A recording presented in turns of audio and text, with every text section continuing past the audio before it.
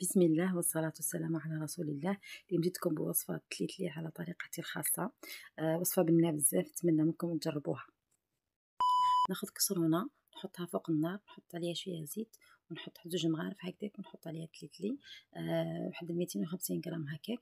نحطها نسيي نحمصها حتى تاخذ لي لون احمر كيما هذا اللون اللي كنت تشوفوا فيه.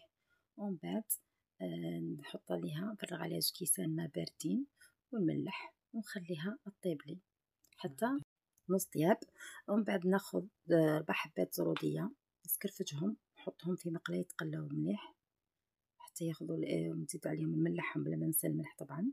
ومن بعدها نقبض هذيك التليتلي كي تسخن لي كي طيب لي نص طياب، نديرها في كسكاس ونشللها باش تبقى تجيني مزربعه. كي تقطر لي من الماء نحطها تفور فوق القدره باش تكمل الطياب تاعها، ونروح نرجع للزروديه تاعي نسي نكمل التقليه تاعها حتى تاخذ لي حتى تعسل لي وتجيني بنينه.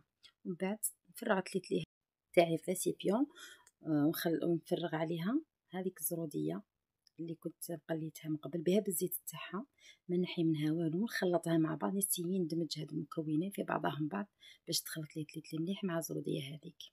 ومن بعد كي نكمل الخلاط هذا من بعد كي نكمل نزيد معاها فرماج رابي، انا درت نابولي شويه ماشي بزاف، وهي هكاك سخونه طبعا باش يندمج معاها باش يذوب لي هكا ويعطي لي بنه سبيسيال التليتلي تاعي.